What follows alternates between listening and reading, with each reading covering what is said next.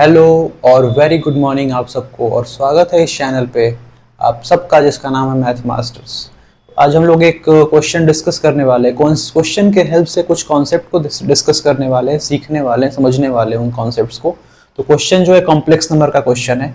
सबसे पहले क्वेश्चन को अच्छे से समझेंगे, देखेंगे कि क्या दिया हुआ है, क्वेश्चन का मतलब क्या है, किस चीज़ से रिलेटेड है, और उसके बाद उसके सॉल्यूशन को की तरफ हम लोग अप्रोच करेंगे। सबसे पहले क्वेश्चन को समझते हैं कि क्वेश्चन में क्या दिया हुआ है और कैसे करेंगे इसको। तो क्वेश्चन पढ़ते टाइम सॉल्यूशन के बारे में नहीं सोचना है, क्वेश्चन को पहले अच्छे से समझना है कि क्वेश्चन में क्या दिया हुआ है। तो among the complex number Z, question complex number का है, तो कॉम्प्लेक्स नंबर एक जेड है विच सेटिस्फाइज, जो इस इनइक्वालिटी को सेटिस्फाई करता है। एक कॉम्प्लेक्स नंबर जेड है वो इस इनइक्वालिटी को सेटिस्फाई करता है। अब इस इनइक्वालिटी को थोड़ा सा अच्छे से मैं समझाता हूं कि ये इनइक्वालिटी है क्या।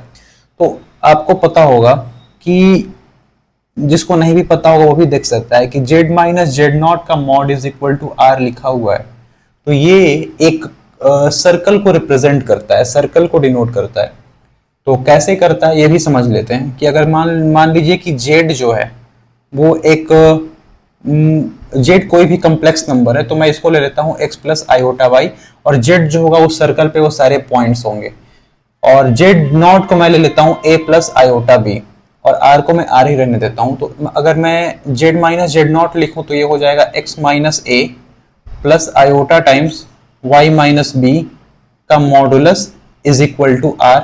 यहां से क्या आ जाएगा, यहां से आ जाएगा, दोनों तरफ अगर स्क्वायर करें तो मॉडुलस ले, तो मॉडुलस लेंगे तो आ जाएगा एक्स माइनस ए का whole square plus Y minus B का होल स्क्वायर, फिर अंडर रूट, फिर ये दोनों तरफ स्क्वायर ले लेंगे तो यहाँ पे आ जाएगा आर स्क्वायर। तो क्लियरली ये एक सर्कल का इक्वेशन है जिसका सेंटर है ए कॉमा बी और रेडियस है आर, यानी कि ये जेड नॉट है, ये जिस भी पॉइंट का एफिक्स है इसको एफिक्स बोलते हैं। तो जिस भी पॉइंट को डिनोट कर रहा है, ये जिस कॉम्प्लेक्स नंबर को डिनोट कर रहा है, जिसका भी एफिक्स है वो क्या है, वो जो है सेंटर को डिनोट कर रहा है। वो सेंटर सर्कल के सेंटर को बता रहा है कि सर्कल का सेंटर क्या है।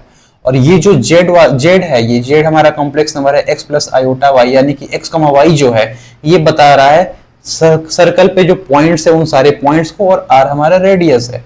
तो अगर मैं यहाँ पे इनइक्वालिटी लगा दूं, इक्वालिटी हटा के, तो ये ग्रेटर देन इक्वल टू कर दूं या फिर लेस देन इक्वल टू कर दूं, तो ये क्या हो जाएगा। तो अगर मैं लेस देन इक्वल टू कर दूं तो ये एक सर्कल होगा, सर्कल तो होगा ही, और ये सर्कल पे सारे पॉइंट्स, और ये लेस देन है तो सर्कल के अंदर वाले भी सारे पॉइंट्स, यानी कि सर्कल पे और सर्कल के अंदर वाले सारे पॉइंट्स, और ग्रेटर देन कर दूं तो सर्कल के बाहर वाले सारे पॉइंट्स को ये रिप्रेजेंट कर रहा है जेड।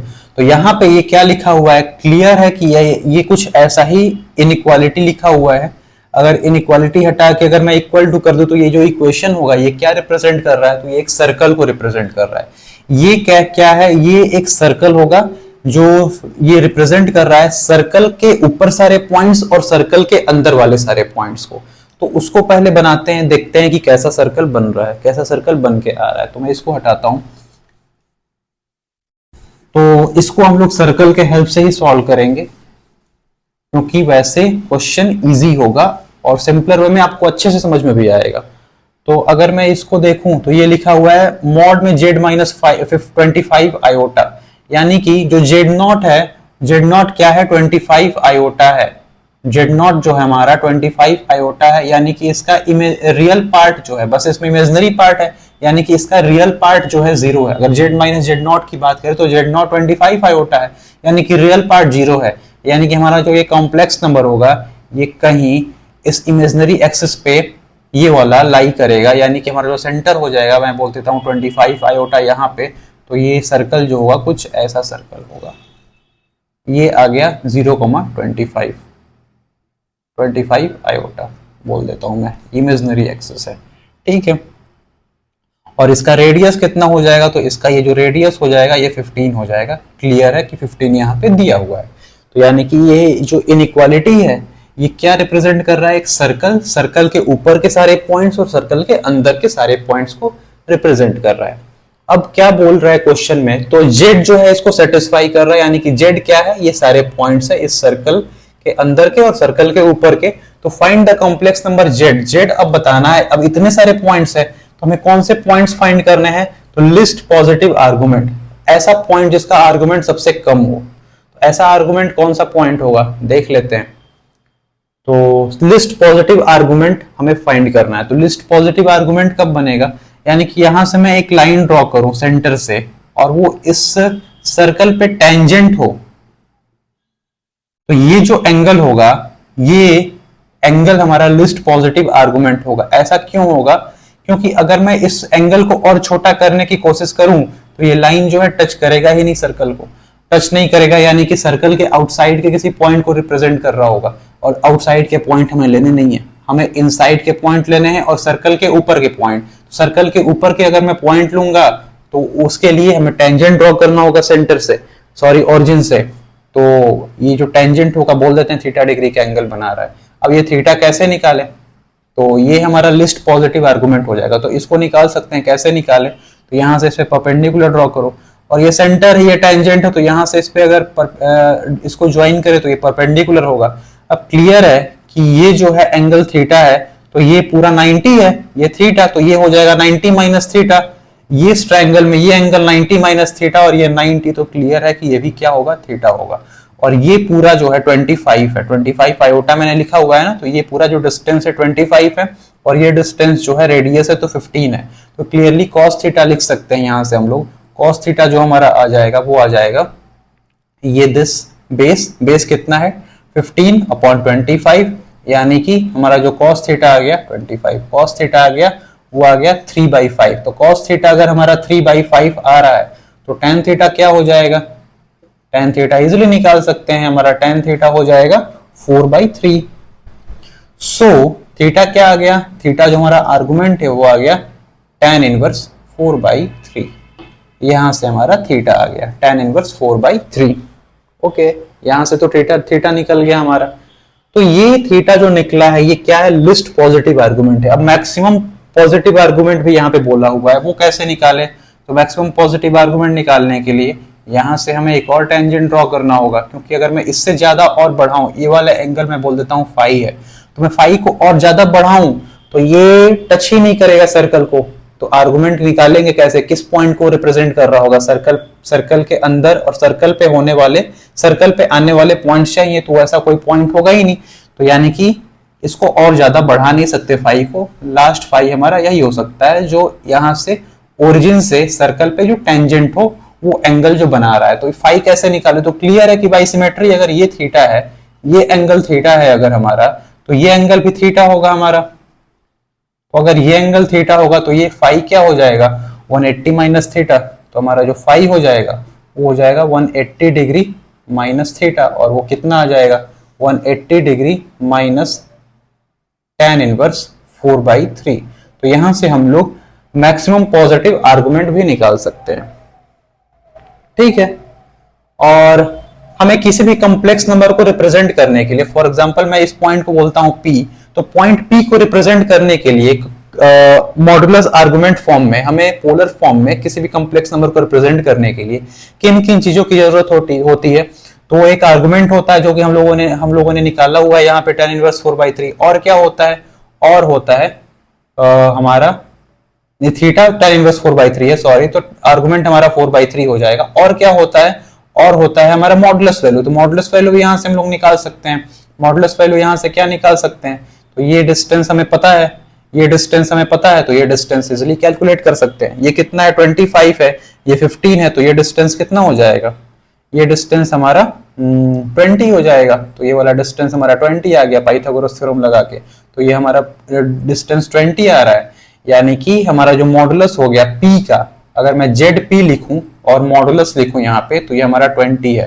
तो इस कॉम्प्लेक्स नंबर को हम लोग क्या बोल सकते हैं, तो कैसे लिखते हैं, मॉडुलस वैल्यू, यानी कि अगर मुझे इस ZP को लिखना हो कॉम्प्लेक्स नंबर को, तो मैं क्या लिखूंगा, mod ZP cos theta plus iota sine theta, कुछ ऐसा ही लिखते हैं।